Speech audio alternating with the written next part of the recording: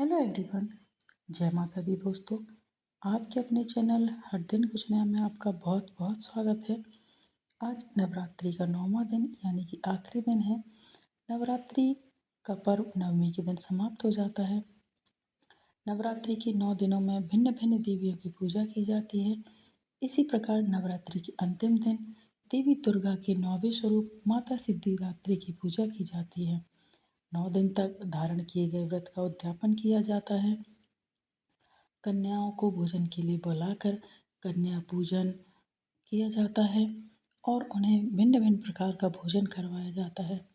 नवरात्रि के अंतिम दिन कन्या को भोजन कराने से माता रानी स्वयं कन्या के रूप में आपके घर में पधारती हैं तथा भक्त का घर सुख समृद्धि से भर जाता है।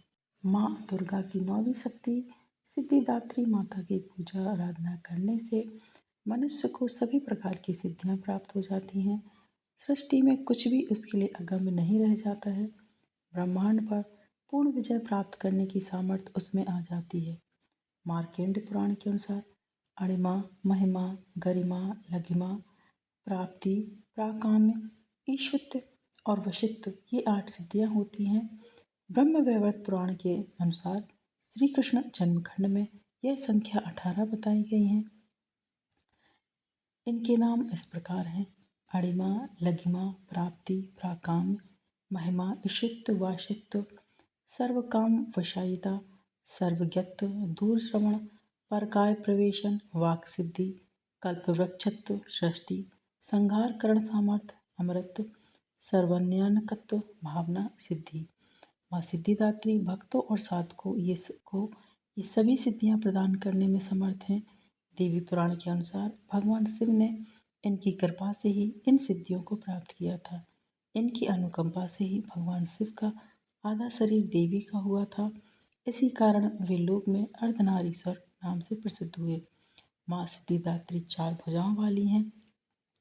इनका वाहन सिंह है। ये कमल पुष्प पर आसीन होती हैं। दाहिनी तरफ के नीचे वाले हाथ में कमल पुष्प है। माँ की पूजा उपासना करने के बाद भक्तों और साधकों की लौकिक पारलौकिक सभी प्रकार की कामनाओं की पूर्ति होती है। सिद्धिदात्री माँ के कृपा पात्र भक्त के भीतर कोई ऐसी कामना नहीं रहती कि वह उसे पूर्ण करना चाहे।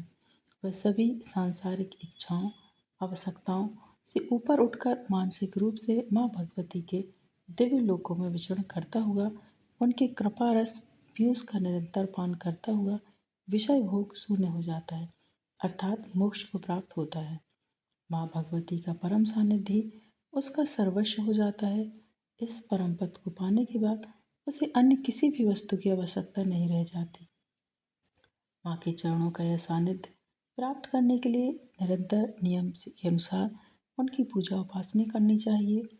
माँ भगवती का स्मरण ध्यान पूजन हमें इस संसार की का बोध कराते हुए वास्तविक परम शांतिदायक अमृत पथ की ओर ले जाने वाला है। आज के युग में इतना कठिन तप तो कोई नहीं कर सकता, लेकिन अपनी शक्ति अनुसार जप तप पूजा अर्चना कर कुछ तो माँ की कृपा का पात्र बन ही सकता है।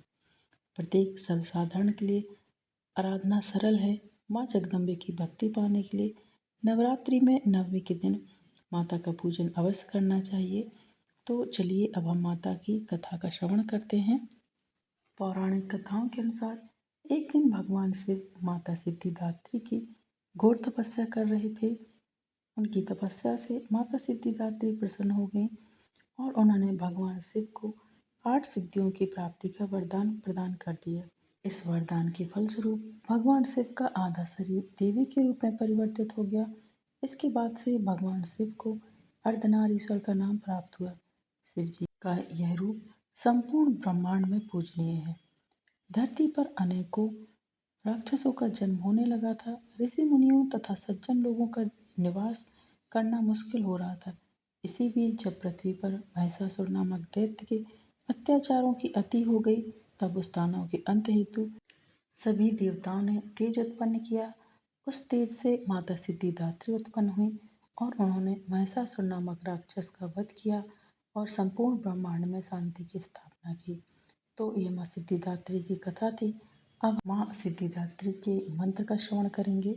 तो मंत्र इस प्रकार है: या देवी सर्वभूतेषु माँ सिद्धिदात्री रूपेण संस्थिता नमस्तस्यै नमस्तस्यै नमस्तस्यै नमो नमः।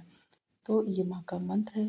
जब भी हम माँ की पूजा करें तो इस मंत्र का जाप अवश्य करना चाहिए और आप सभी पर माता रानी की कृपा बनी रहे, ऐसी मैं कामना करती हूँ। यदि आपको आज का वीडियो पसंद आया है दोस्तों, तो वीडियो को लाइक कीजिए, शेयर कीजिए अपने दोस्तों के साथ, अपने परिवारजनों के साथ, ताकि उन तक भी वीडियो पहुँचे और वो भी माँ के 9वें स्वरूप माँ सिद्धिदात्री की कथा का श्रवण कर सकें, उनके मंत्रों का जाप कर सकें। और यदि आप चैनल पर नए हैं तो चैनल को सब्सक्राइब अवश्य कीजिए, साथ ही बेल आइकन को प्रेस करें ताकि मैं कोई भी वीडियो अपलोड करूं उसकी नोटिफिकेशन सबसे पहले आपके पास पहुंच जाएगी। आगामी व्रतों एवं त्योहारों की जानकारी के लिए चैनल पर बने रहें। मिलते हैं नेक्स्ट वीडियो में दोस्तों।